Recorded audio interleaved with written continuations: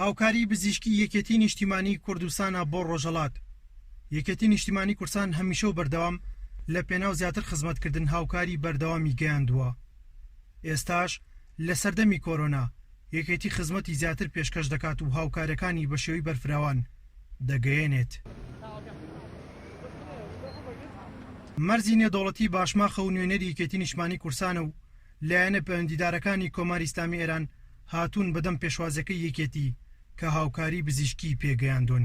لێپسراوی پەیوەندیەکانی ئێرانی یەکێتی نیشتیمانی کورسان ئەوەی خستە ڕوو پەیوەندی نێوان هەردوو لا بۆ زیاتر هەماهەنگی و خزمەتکردنە بەتایبەت لەم کاتەدا گەیاندنی هاوکاری پزیشکی ئەرکێکی گرنگە.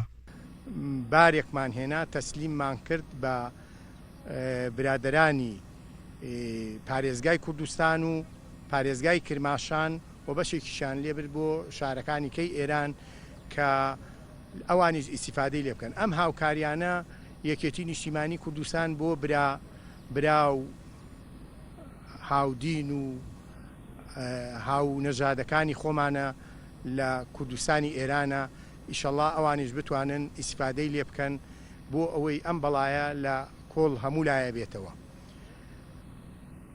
ئێمە هەمیشە گوتومانە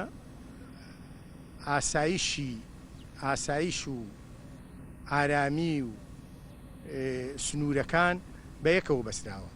یەکێتی نیشتیمانی کورسان لە چوارچێوەی هاوکارەکانی بۆ بەرەنگاربوونەوەی ڤایرۆسی کۆرۆنا هەستاوە بە دابینکردنی بڕێک چارەسەری کۆرۆنا کە لە ئێستای هەرێمی کوردستان و عێراق سوودی لێ دەبینرێت.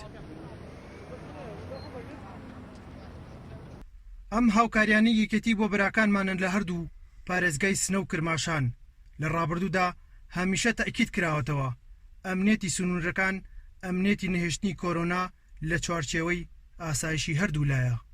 لەو چوارچێوەشە بۆ ئەوەی ئاسایشی کۆمەڵایەتی لەو دوو سنووریش بۆ هاو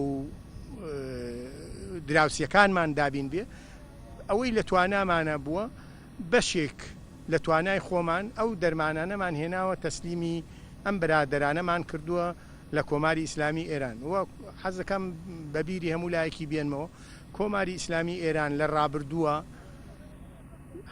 لە زمانی بەرەنگاربوونەوەی دیکتاتۆریەتەوە تا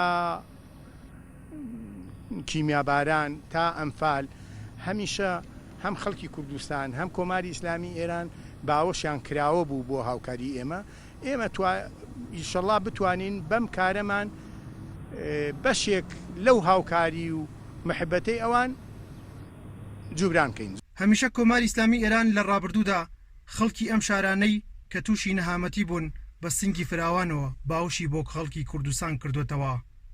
ئەم هاوکاری یەکێتی نیشتیمانی کورسان ڕای دەگەێنن وەکو وەفایەک دەبێت بۆ بەردەوامیدانی زیاتری پەیوەندیەکانە لە پێناو زیاتر خزمەتکردن. ئەحمەد ئیسماعیل گەلی کوردستان، مەرزی نێودەوڵەتی باشماخ.